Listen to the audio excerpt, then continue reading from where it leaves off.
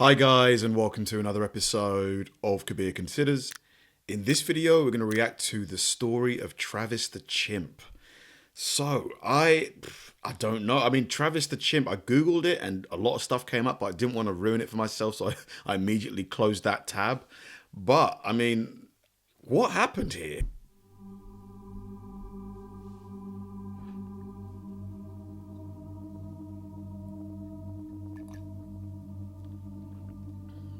On the 16th of February 2009, at around 3:40 p.m, an adult male chimpanzee named Travis, who had been kept as a beloved and pampered pet for many years, went berserk, mauling and severely injuring a 55-year-old woman.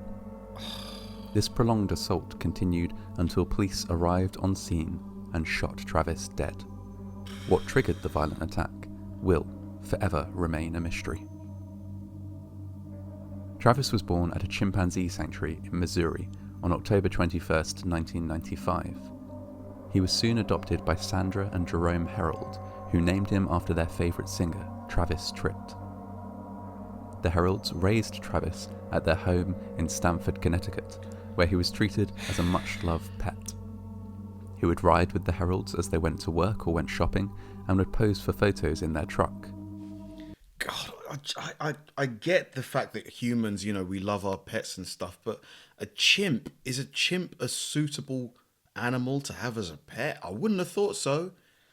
They're really strong, aren't they? He was well known and liked by the residents of the town, and was even the subject of a great deal of love and affection from local law enforcement, who saw him as a quirky but lovable pet. Neighbour Tony Macari even used to wrestle with Travis on a regular basis. He noted that the animal was always extremely careful when playing and knew when to stop. Indeed, according to Tony Macari, Travis listened to instructions better than his own nephews. Travis could dress himself, water plants, feed hay to the Herald's horses, eat at a table with the rest of the family, and drink wine from a glass. He could use keys to open doors and log into the family computer to look at pictures. They were giving Travis wine. He watched baseball on television and used the remote control to change channels. He brushed his own teeth and drove a car once or twice, and even learned the schedule of local ice cream trucks so that he knew when to expect one of his favourite treats. What do you mean he drove a car? Indeed, Travis was so well behaved and capable that he starred in several commercials for brands which included Pepsi and Old Navy. He was a guest on the Maury Povich show, and was even featured in a television pilot that never got off the ground. All things considered, he had quite a career. One or two incidents do stand out from this otherwise glowing track record. In October 2003, for example, Travis was riding in the Herald's car when he was hit by an object thrown by a passing pedestrian. Oh no. The chimp let himself out of the car and chased the offending individual, who fled the scene. A sensible move when confronted with a 200-pound angry chimp. He weighs 200 pounds. Man, I'm sorry, that's like a human. He weighs more than I do. The police were called, and a slapstick chase ensued wherein they would tempt Travis back into the car with cookies, ice cream and macadamia nuts, only for Travis to immediately let himself out again once he'd had a snack. He chased officers playfully around the car and held up traffic for several hours. It was only once he became tired that he was eventually subdued with a tranquilizer dart. Although nobody was injured, this incident did lead to a tightening of regulation. Thereafter, anyone who wished to own an exotic pet in the state of Connecticut would have to apply for a permit. This law was, however, not enforced on the Heralds, since they had owned Travis for so long.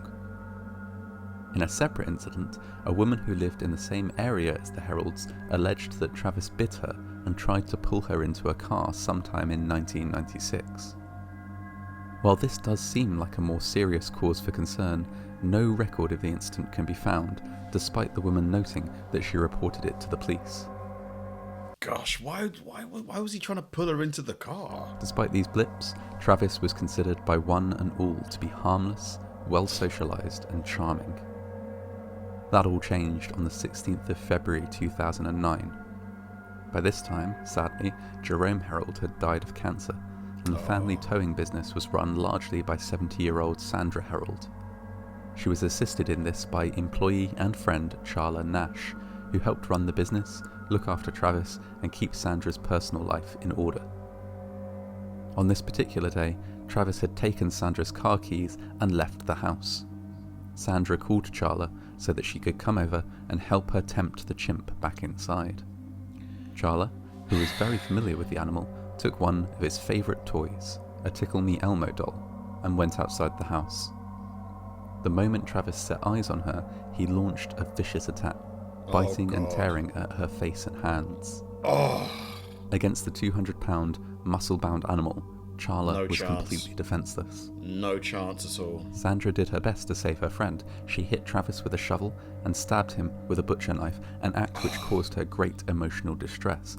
Travis had been a beloved pet and family member for more than a decade at this point. Stabbing him was, she reported, as painful as putting a knife in her own body. Despite this intervention, the attack did not stop. Oh my God. Sandra called 911 and told the operator what was happening. Here's a clip of the call, in the background of which Travis's demented screams can still be heard. Stand for 911, where's your emergency? This is Sandy. 231 Rock Clement Road. What's the You problem? can hear him in the background. Send the police. What's the problem there? The chimp killed my friend. What's the problem with your friend? Oh, please. What's the problem with your friend? I need to know. Just get out and get over. With a gun. With a gun. Hurry up. Following that distressing call, Like, why is the guy asking all these questions? Just get out there. police and an ambulance were dispatched to the house. The paramedics arrived first, but had to wait for police backup before they could approach. Travis ceased his attack as the first police car arrived on scene. Blood-drenched but calm, he approached the police cruiser and tried to open the door, then smashed one of the wing mirrors. He then walked around to the driver's side door and opened it, at which point the officer inside discharged several rounds from his handgun into Travis at close range. It is a mark of the terrifying strength and power of an average adult male chimpanzee that Travis did not die immediately. Instead, he returned to the house, where he succumbed to his wounds in front of his cage. And this is after he's been, they stabbed, him. And so he's got all these bullets in him now. It's incredible, like the strength of a chimp. Like, why would you think it would be a good idea to have a chimp as a pet? I just don't know why you would think that. Charla's wounds were very nearly fatal. They were so severe that the hospital staff who treated her received counselling after doing so. She had lost her hands, nose, eyes, lips, and mid-face bone structure, and received significant brain tissue injuries. What? Doctors reattached her jaw, but could not save her sight. She was left with scar tissue that barely resembled a human face. The extreme nature of her injuries made her a candidate for experimental face and hand transplants. Charla bravely agreed to these procedures, which were initially successful, although her transplanted hands had to be removed after she developed an infection. While she will never make a full recovery, she is able to live with some degree of independence. I feel so bad. In order to raise funds to pay for her astronomical medical bills, her family started a trust fund. Charla also appeared on the Oprah Winfrey Show. She routinely speaks about the responsible ownership.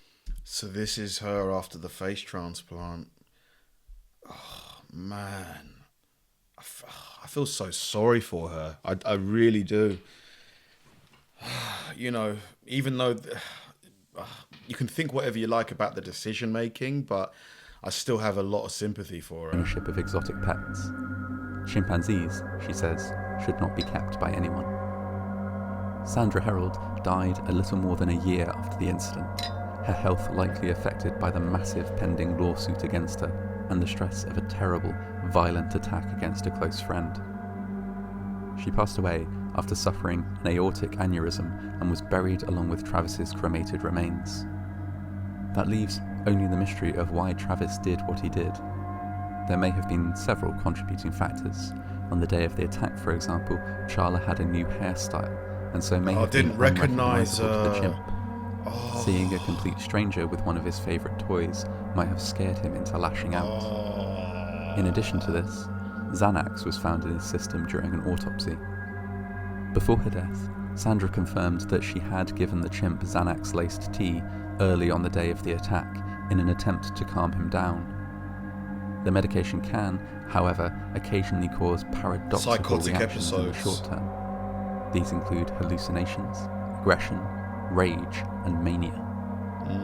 While these things may have been a factor in Travis's shocking attack, there is also the simple fact that he was a wild animal, and always would be. Like, what are you doing with a chimp in your house? Like, oh my God, it's just like, anyway, I'm going to try not to judge too much. However close to being a human he seemed, he was not one. No human could ever truly know or understand him, and to treat a wild creature of such great strength and power as a pet was always a risky thing to do.